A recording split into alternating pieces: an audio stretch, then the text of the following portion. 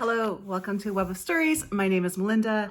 You haven't seen this background in a while. I used to film when I first started. I'd film up here in my bedroom in front of one of my bookshelves when my daughter was helping me. And now I do downstairs in Boring Corner. But right now it is Christmas Eve. We've just gotten home from church. My husband is making breakfast downstairs. My brother-in-law and my father-in-law are there. Even for me, there's just too much noise to film. So I said, I'm just going to come up here and do this because I wanted to film this video right now. Yesterday, while I was busy baking a gazillion cookies, I was kind of watching YouTube videos kind of in the background. And I apologize if I haven't commented. I had cookie dough on my fingers, couldn't do it. But I came across Mark at Booktime and Elvis, a video he did asking how people read so many books. And he asked this in a very genuine way. And I am someone who reads quite a lot of books in a year. I think I'm over 180 for this year. And I thought in a very genuine way, I'm going to answer him because I really do think he was curious. I've not really planned out this video. So let me just tell you why I think I can read as many books as I do in a year. This is not at all meant to be instructive in any way. I am just sharing what I do. I don't think you should push yourself to read more books. This is just sort of the level I read at. But this is kind of why I think I read that much. Several reasons. First, I do think that my reading speed is a little faster than average. The reason I say that is when you're reading on an e-reader, a Kobo or a Kindle, they'll give you like how long, you have left in the chapter, you've left in the book. I always tend to kind of beat that time estimate. Not by much, but by a bit. So I do think that I read a little bit faster than a lot of people.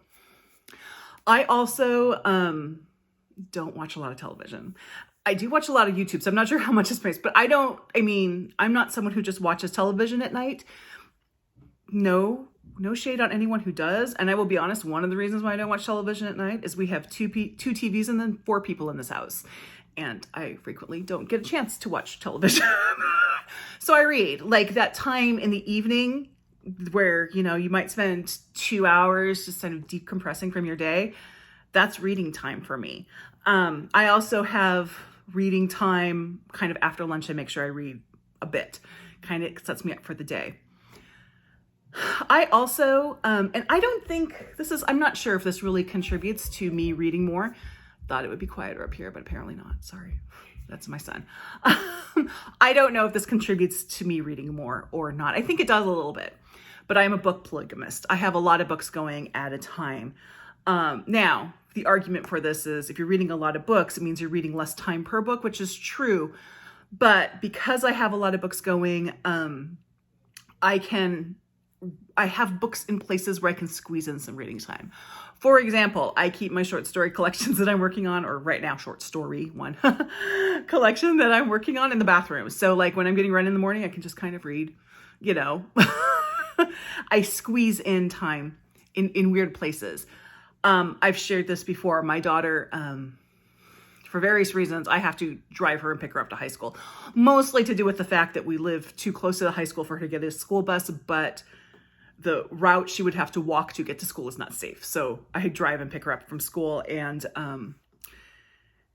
either I have to go pick her up very, very late, or I have to get there very, very early to pick up in the afternoon. So I usually get there early. There's 45 minutes of reading time. So I have little pockets where I have worked that out. And another thing, I went and I checked before I did this video. This is probably the only planning I've done for this video, in case you couldn't tell. As I went and I checked my spreadsheet, and my average book size is 300 pages, which isn't overly big, but it's still 300 pages. However, I do read some chunksters. Now, I know Mark reads a lot, so that is probably maybe a factor for him. He is reading, probably if you looked at pages, he's probably reading a lot more than he thinks he is.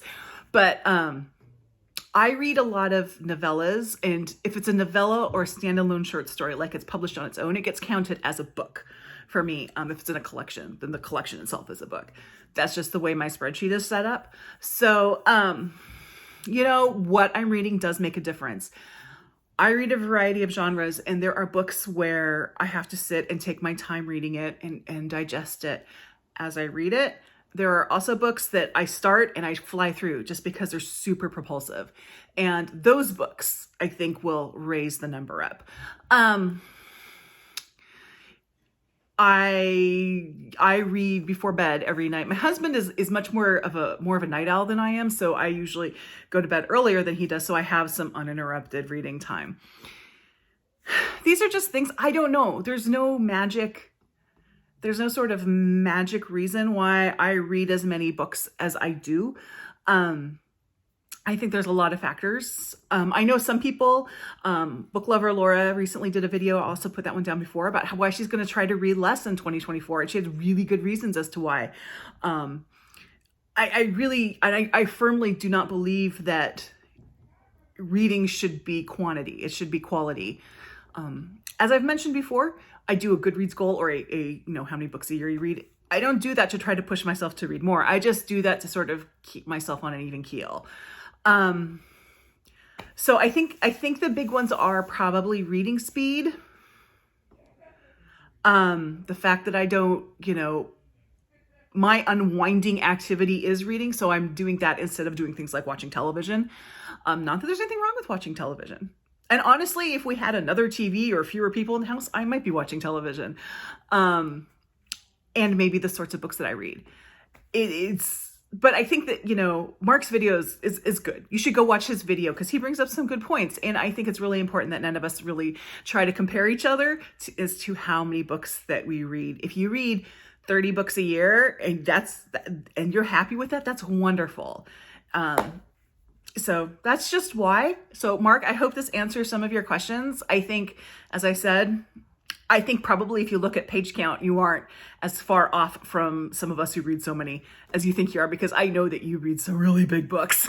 So, yeah, that's all I can say. And reading is supposed to be a joyful activity. It's supposed to refill your bucket, and don't put, no one should put stress on themselves to read.